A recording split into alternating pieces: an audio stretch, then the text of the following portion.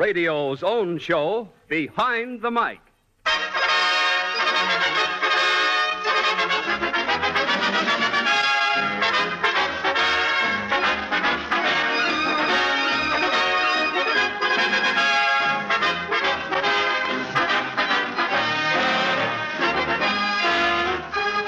Radio. With a switch of a dial, radio brings you tragedy, comedy, entertainment, information, education, a whole world at your command.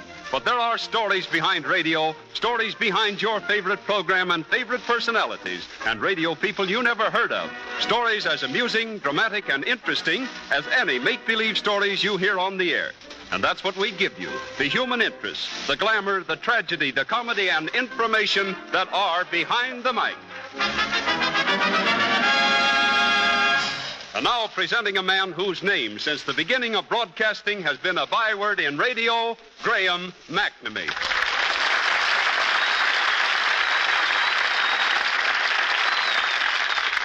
This afternoon, Behind the Mic brings you an explanation of the use of musical bridges on dramatic programs.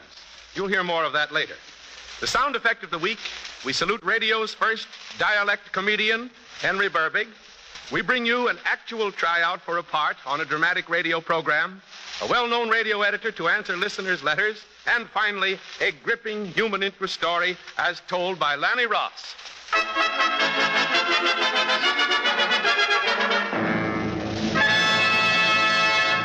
Few radio listeners realize what an important part music plays on any radio drama. But it does play a most important part. And here is a man who can not only tell you about it, but who will demonstrate with our orchestra some of the different types of music used on radio shows.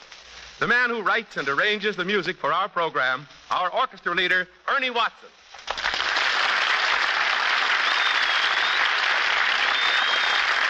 Ernie, what part does music play in radio dramas?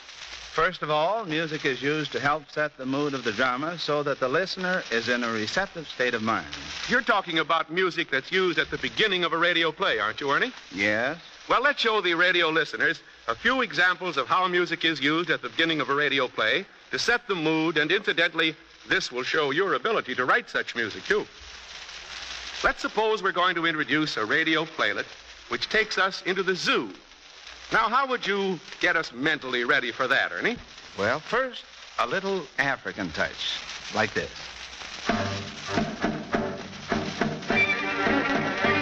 Then, a lion. A seal. An elephant. Very good. I almost fed that saxophone player some peanuts, Ernie. Well, he was imitating a seal. You should have thrown him a herring. But, Ernie, music isn't just to introduce dramatic shows, is it? No, Graham. It's more important when used in what we call a bridge. That is, a link in a radio show between two scenes of that play having different locations or to mark the passage of time between scenes. Well, Ernie, show us what you mean by using music as a link between two scenes. Let's say a scene ends at a football game, and the next scene is to begin with our hero well liquored up, walking out of the stadium and down the street towards his home. Now, how would you go musically from a football game to the drunk? Here you are, Graham. First the football game, then the drunk.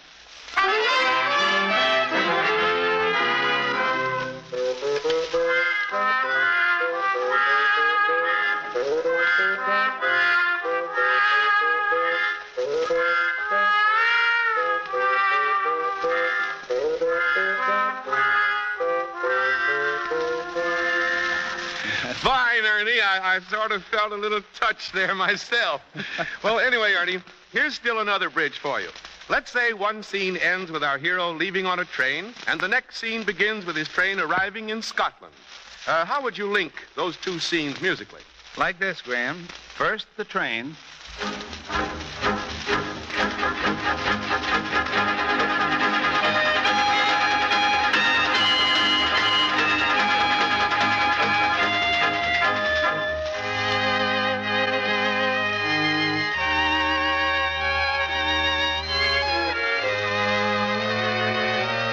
That was marvelous, Ernie. You certainly created an illusion of Scotland.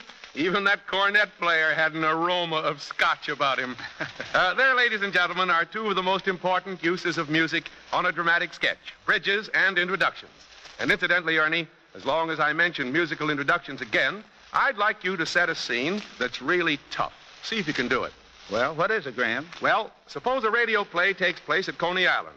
Could you set the scene musically for us so that we'll be all ready to hear about Coney Island? First, let's hear the gay Coney Island throngs.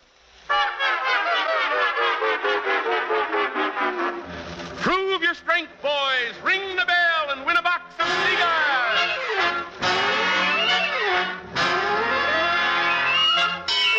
All aboard the merry-go-round.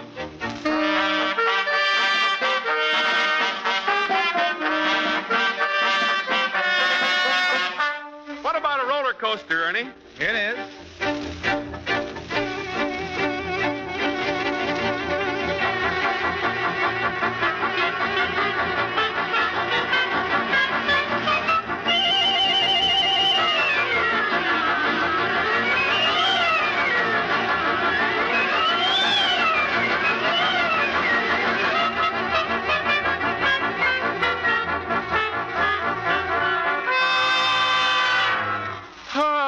When that roller coaster dropped, I sure thought I was a goner, Ernie.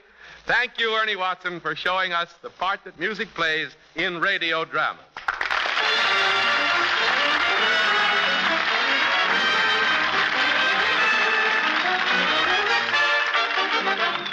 And now for another of the unusual glimpses behind the mic that you have come to expect of this program. Probably sometime or other you have wondered how actors or actresses get the parts they play in the sketches you hear on various radio programs. This afternoon we are going to conduct an actual audition or tryout for a part in a play to be given over NBC next Sunday afternoon. The program is Great Plays, heard on the Blue Network 3 to 4 p.m. on Sundays. And the audition is for one of the leading parts in the radio adaptation of Molière's The Imaginary Invalid. It will be heard on Great Plays next Sunday. Here is the director of next Sunday's Great Plays to conduct the audition, Tom Riley, who is also a director of television for NBC.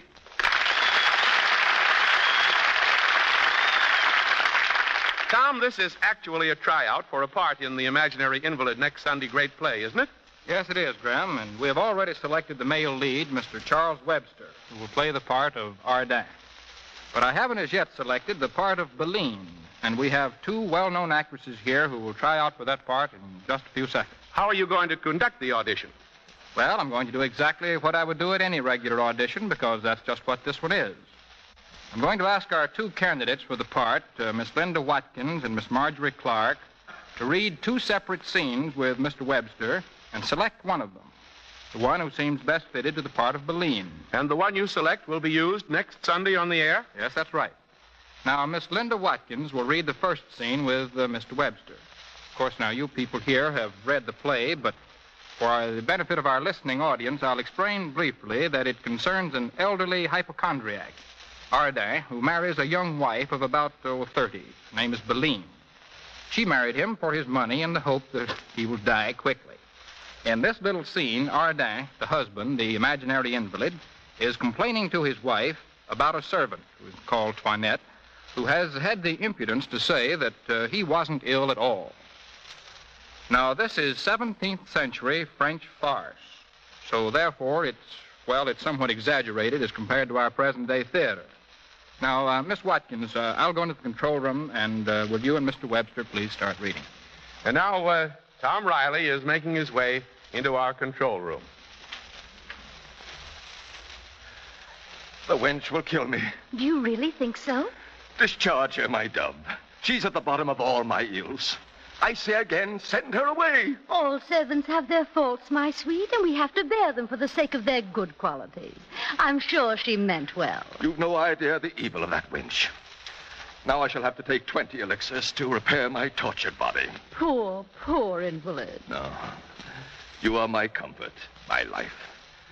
And to show you my love, I'll make my will. Oh, please do not speak thus now.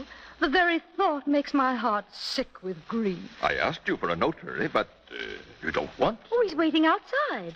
Oh, then let him in, my love. Alas, my love does not allow me to think of such things. Monsieur de Bonnefoy, come in. Hurry. Hold it there. Thank you very much, Miss Watkins. Now, Miss Clark, will you read the same part of Bellini, but let's try a different scene. Say page 12 there in the script. Let's start about the fourth speech down. Now, prior to this scene, Monsieur Ardin has been told by his lawyer that he cannot leave his wife, Bellini, money in his will according to Paris law. He must make a gift of his money to her while he is still alive. And so he discusses giving her some money that he has on hand. All right, Miss Clark, will you go right ahead? Oh, but, sir, you don't know what it means to love your husband deeply.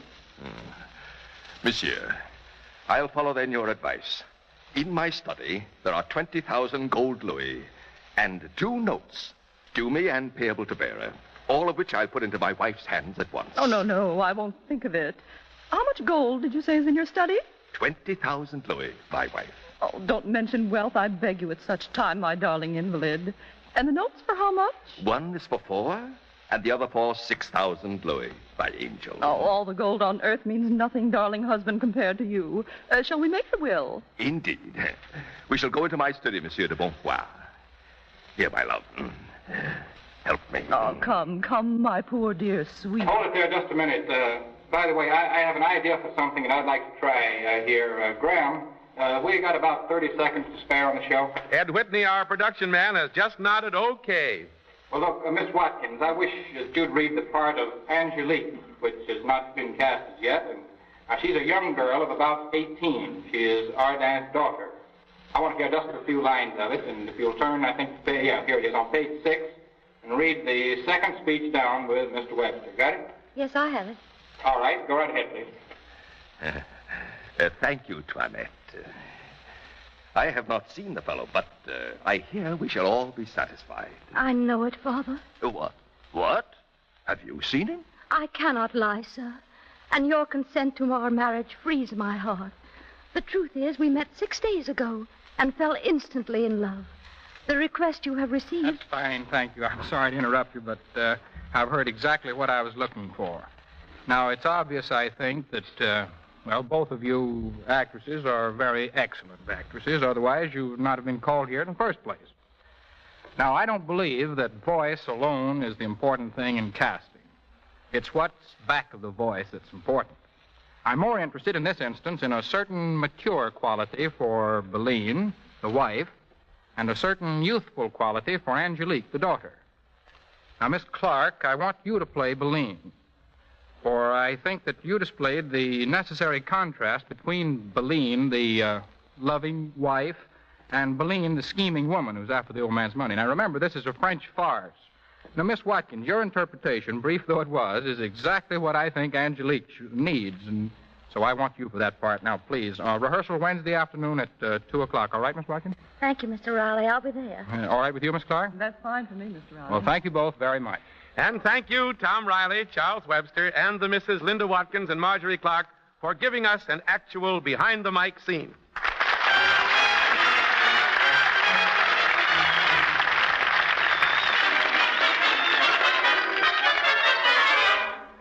The sound effect of the week.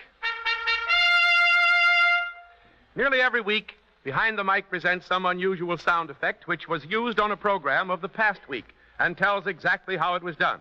On the program, Salute to Your Birthday, this sound effect was used to denote the crumbling of the wall of an ancient temple.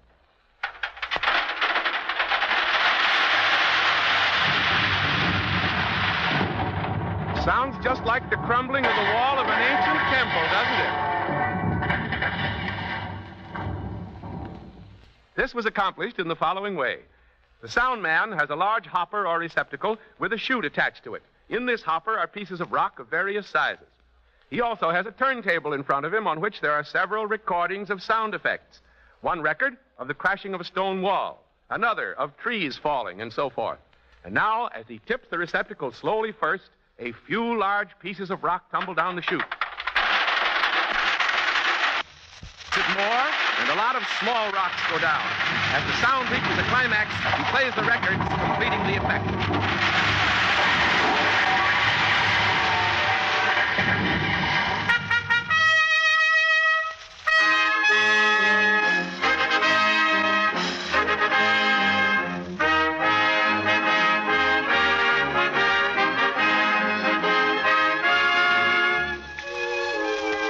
Behind the Mic salutes a program you love.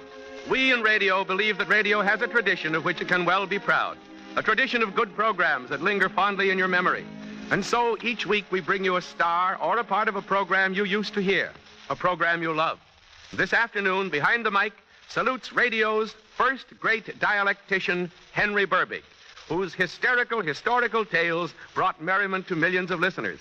Tonight, in a recreation of his program, The Seco Courier Show, which was on the air from 1929 to 1931, he tells you his most famous hysterical historical tale, the Henry Burbig Program.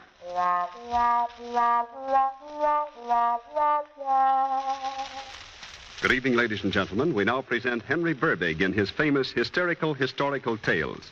Tonight, Henry tells you the history of Little Red Riding Hood. Henry Burbig.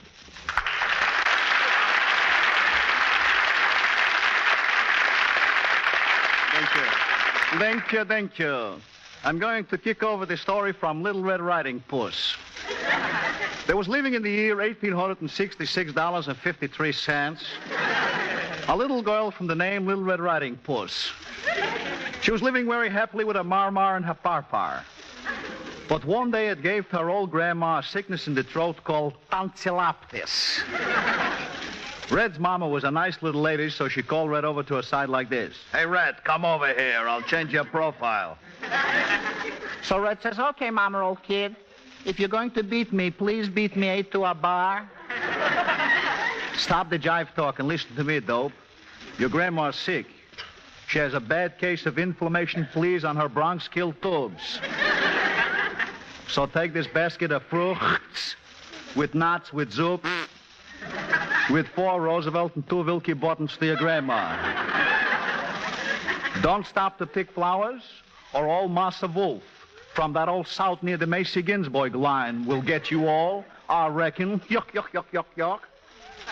Page 2.5, marked down from $1.98. So Red started soon she should go to her grandma's house. And why I shouldn't block maybe a couple Willie the Whippers and Jakeys from the pulpits for my wholesale grandma? I guess I would, I should, I will. So Red started soon she should block all kinds of roses with I'm glad I owe yous, with 2 lips and 3 lips and 4 lips. But just when she was reaching down for our cockeyed Susie, out from the bushes came a 14-carat no-good crook wolf, period, no sentence. The wolf laughed. That's the wolf. Ah, my darling Little Red Riding Pants. Where are you going all alone with that pretty basket? I'm going to my granny's house. If you don't mind that I'll stick my 2 cents in where angels fear to tread with 2 pairs of Solomon's heels. So the wolf said, Well, what could be the difficulty with your poor old granny, if I may ask? You may ask. I just did. Then I'll answer. The old buzzard has a bad case of income tax on the pocketbook. Page 2. Well, slap mine slippers. That's very serial, Red. You better hurry. Goodbye for everything. And the wolf was off like a flashlight to Granny's house. When he got there, he scared Granny out from her pajamas and jumped into the bed and disgusted his voice. It should sound like Granny's. 1 hour later, Eastern standing and sitting down time, Little Red came into the cabin. When she saw the crook wolf in bed, she thought it was her Granny. So she said, My darling Granny, what big Eddie Kenters you got? That's better to see you with. And Granny, what ears you got? They look like a taxi cab with both doors open. That's better to hear you with. But, Granny, look at your mouth. Those teeth. What big bicuspids you got? That's better to eat you with. The wolf jumped out from bed. Red saw Red, and she said, Take this and that and this and that and this and that. If you don't like this, take that. And she gave the wolf a 1-2 punch in the punch, and the wolf went for a long sleep into the arms of Muffus Muffus. So the story ends with the moral. If a rolling stone is worth a stitch in the bush, how many tons does the subway? Answer, 2 tons. Uptown and downtown. Thank you. Thank you.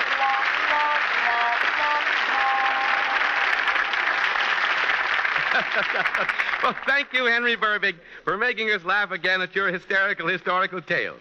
Incidentally, ladies and gentlemen, you might be interested to know that Henry Burbig has become a very successful inventor of ingenious gadgets, one of which is a letter sealer, blessed by almost every secretary. We would like to be guided by the wishes of our radio audience in bringing back old favorites of yours. So if you'll drop us a line and let us know what programs you would like to hear, we will try to oblige. And if you enjoyed Henry Burbig this afternoon, drop him a line in care of this program and let him know about it.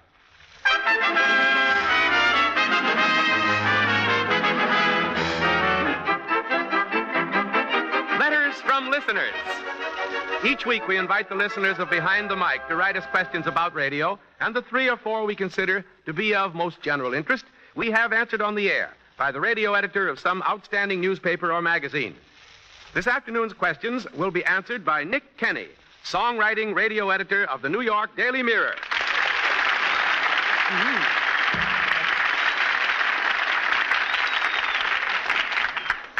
Howard Lipton of the University of Missouri writes, last week, Behind the Mic did a broadcast from London as its first spot on the show. I read that about a minute before you went on the air, something happened to the London station and you couldn't contact it. The trouble was fixed just as your program began. What would you have done to fill in time if you hadn't been able to get London? Behind the Mic always has another spot already rehearsed on the chance that something might go wrong with any remote pickup. And that spot was the first spot used this week, the one with Ernie Watson and his musical bridges. Mr. Morris Goldsmith of New York City wishes to know who selects a program's announcer and orchestra. On a commercial program, the announcer and band are selected by the sponsor, generally after considerable auditioning. You will sometimes find a sponsor auditioning 10 or more announcers to get one like you, Graham, one that he thinks can best put over his sales talk to the public. Ora King of East Orange, New Jersey, writes in to ask whether quiz programs are run separately or is there a general clearinghouse used to prevent duplication of questions? There is no general clearinghouse for quiz programs. Each one is run separately. Generally, someone connected with one quiz show will listen to other quiz programs of the same type to prevent duplication. Once in a while, the same question does manage to slip in and is used on 2 different quiz programs. Thank you, Nick Kenny. Thank you very much for answering those questions. Incidentally, Nick, for the benefit of your readers, I'd like to tell you that next week, Behind the Mic will be on the air 1 hour earlier, 4:30 Eastern Standard Time.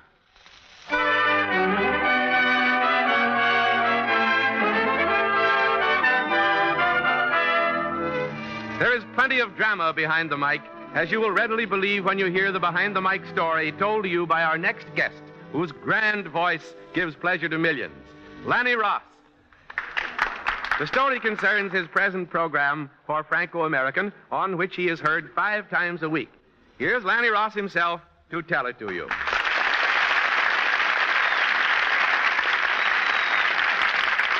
How are you, Lanny?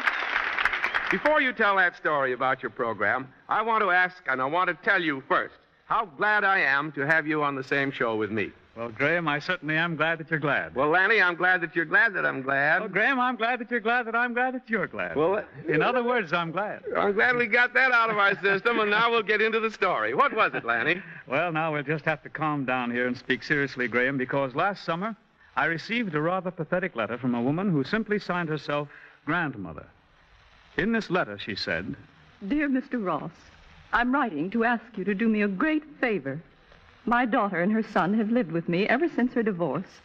This past week, she left home without telling us where she was going and has not returned. Her little son misses her terribly. He cries for her constantly. My daughter used to sing her son to sleep each night with Brahms' lullaby. You were her favorite radio singer, and she listens to you every night. Would you please sing the Brahms lullaby on your program? If you do, my daughter might hear it. It might remind her of how she hummed this song every night to him, and she might return home to us. We both miss her so very much. Well, Graham, that was an appeal that I think neither I nor any other man could resist. So 2 nights later, on my program, I sang Lullaby and good night.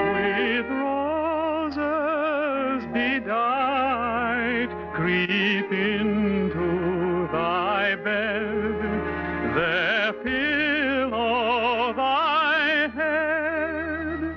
If God will, thou shalt wake when the morning doth break.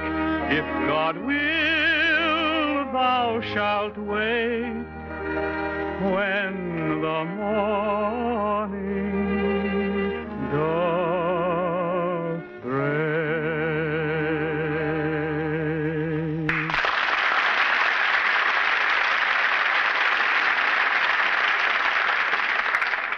About a week later, I received a letter from a daughter who said that she had been tired of living in a small town and had left home to go to New York City to try to find a job. But she had listened to our program, and when she heard Brahms' lullaby, it had just the effect her mother thought it would. She thought of her son, whom she had sung to sleep with that song, and she returned home. And so, Graham, the family was together again.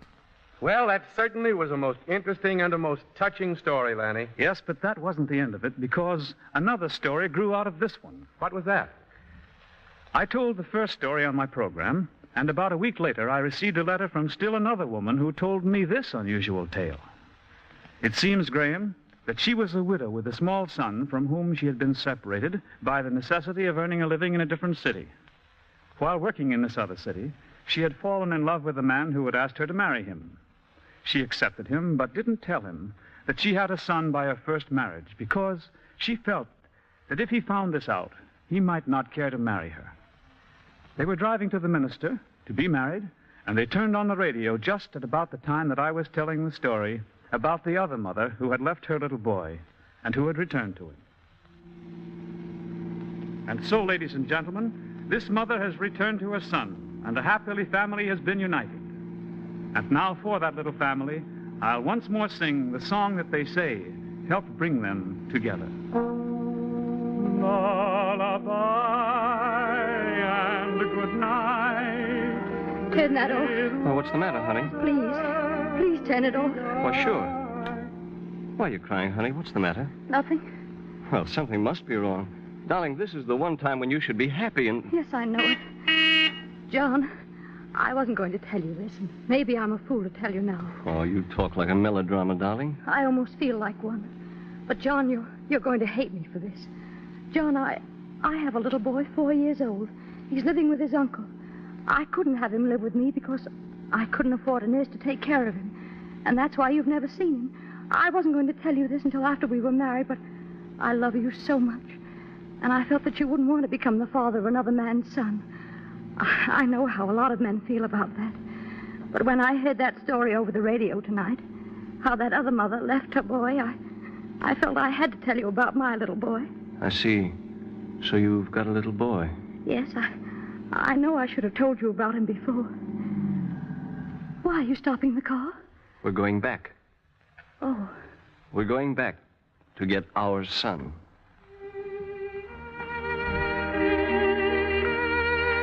And when they got married the next day, the little boy was present at the ceremony. Thank you, Lanny Ross, for a grand human interest story and for your always delightful rendition of Brahms' Lullaby.